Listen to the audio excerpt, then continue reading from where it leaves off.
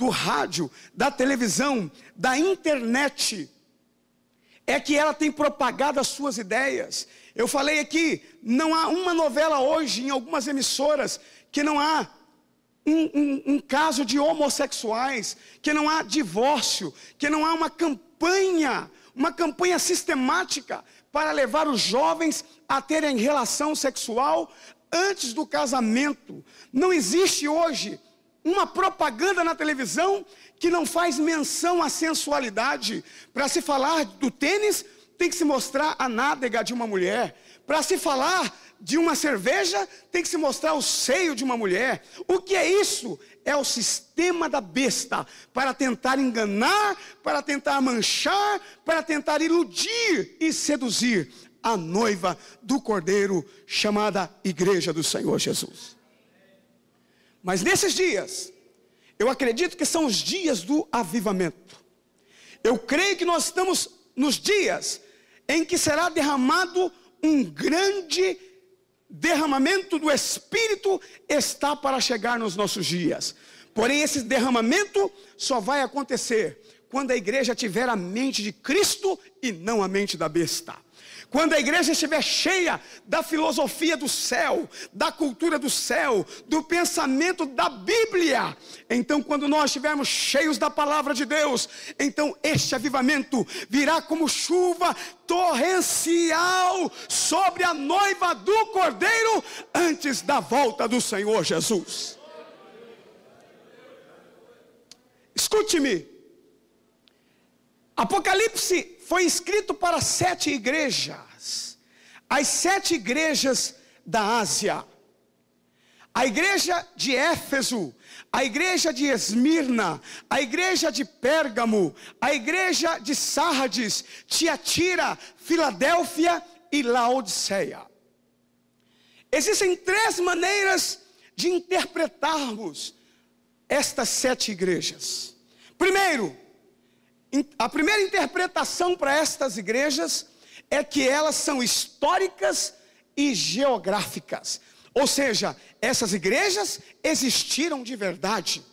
Elas eram reais. Se você olhar no mapa antigo, você vai olhar lá o mapa da Ásia Menor. Você vai encontrar essas 7 cidades. A igreja de Laodiceia, a igreja de Éfeso, a igreja de Esmirna. Todas 7 igrejas do Senhor, ali citadas no capítulo 2 e 3 de Apocalipse, existiram de verdade. Os problemas e as crises mencionadas ali por João, em cada uma dessas igrejas, eram problemas reais, que as igrejas estavam passando naqueles dias, em que João estava preso na ilha de Pátimo. Os pastores, os bispos, eram pessoas reais nesta igreja. A igreja de Éfeso precisava de um reavivamento, porque estava perdendo o primeiro amor. Então João fala: olha, volta ao primeiro amor. A igreja de Esmirna é uma igreja que estava sendo perseguida por Nero, perseguida por Domiciano. Então ele manda uma palavra para a igreja de Esmirna, dizendo: sê fiel até a morte, guarda o que tendes, para que ninguém tome a tua coroa. Cada uma daquelas igrejas existiram de verdade. Então a primeira maneira de interpretarmos as 7 igrejas da Ásia é entendendo que elas foram reais e foram históricas, foram igrejas locais, comunidades que existiram nessas cidades. A segunda forma de nós entendermos esta palavra, essas 7 igrejas, é pessoalmente e individualmente. O que eu quero dizer com pessoal e individualmente? Esta igreja, as igrejas de Éfeso, as 7 igrejas, são encontradas nas igrejas de todos os tempos, em todas as igrejas locais, em todas as datas, em todas as localidades, em todas as comunidades do mundo todo, onde havia uma igreja, ali, no meio dos seus membros, há um crente com características da igreja de Éfeso, com características da igreja de Esmirna, de Filadélfia, Tiatira e Laodiceia. Então, hoje à noite aqui, no meio desta igreja, oxalá que todos pudessem ser a igreja de Filadélfia, Oxalá que pelo menos todos fôssemos como a igreja de Esmirna. Mas infelizmente, eu tenho que dizer que aqui no nosso meio, há pessoas que estão representadas, que têm características da igreja de Tiatira, que tem características da igreja de Pérgamo, de Sardes, e infelizmente, a pior de todas, muita gente com características da igreja de Laodiceia. Esta é a segunda maneira de interpretarmos as 7 igrejas da Ásia. Em terceiro lugar, a terceira maneira de interpretarmos as 7 igrejas da Ásia é profeticamente. O que eu quero dizer com profeticamente? O que vem a ser isso? O que significa isso?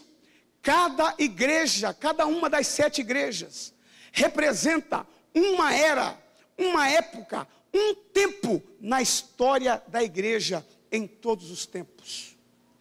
Escute-me, Daniel, como eu já falei, foi um livro escrito para as nações. Lembram da estátua de metais que eu falei, que contou a historinha do que iria acontecer no futuro do mundo até os últimos dias? Lá falando da cabeça de ouro, Babilônia, o tronco de prata, falando dos medos e persas, o bronze, o ventre de bronze e a cintura de bronze, falando dos gregos, as pernas de ferro até os pés e barro, falando ali do Império Romano, mais poderoso de todos. Agora, quando nós chegamos em Apocalipse, nós encontramos uma profecia sobre o que iria acontecer à igreja em todos os tempos. Em cada mensagem ali das 7 igrejas, estavam apontando um período da história da igreja universal, da igreja total de Jesus Cristo em todos os tempos. A igreja de Éfeso representa o tempo da igreja dos apóstolos. A igreja de Éfeso representa a igreja dos dias dos apóstolos do Senhor Jesus. Porém, já era o finalzinho desta era, quando o Senhor fala para eles: olha, eu tenho contra vocês uma coisa, é que vocês estão deixando o primeiro amor. Aí ele fala: lembra-te de onde caíste, arrependa-te e volte ao primeiro amor. A segunda igreja, a segunda era da igreja, é a igreja de Esmirna, a igreja perseguida. Nero, aquele que colocou fogo em Roma e acusou os cristãos, enquanto os cristãos estavam sendo jogados na fornalha, ele morria de dar gargalhadas. A igreja perseguida, os crentes eram presos, seus bens eram confiscados, e a igreja foi muito perseguida nesta época. Pérgamo é a igreja institucionalizada, é a igreja que estava andando de braços dados com o imperador. No ano 300, o imperador Constantino se converteu ao evangelho.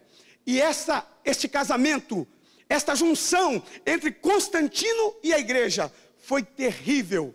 E aí então a igreja passa para a próxima fase, que é a igreja de Tiatira, a igreja da idade das trevas. Um tempo, por que trevas? Um tempo em que as pessoas não podiam ler a Bíblia. Um tempo em que a missa, o culto, era feito em latim. Ninguém tinha acesso ao livro, à palavra de Deus, até que Deus levanta um monge alemão chamado Martinho Lutero, e ele lê as escrituras, e ele então faz uma grande revolução, uma grande reforma, e a igreja voltou à palavra de Deus. Sardes é a igreja da reforma.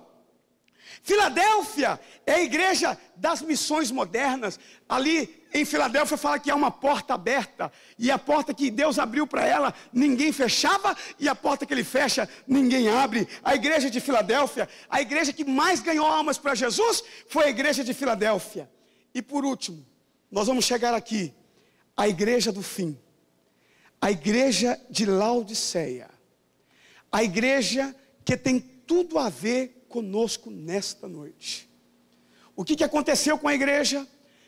Ela passa por Éfeso, Esmirna, e o amor vai se esfriando, e quando chega na última carta, na última igreja, é uma palavra de repreensão, é uma palavra de exortação, é uma palavra de acorda, é uma palavra de: olha, vocês estão dormindo, estou a ponto de vomitá-los da minha boca.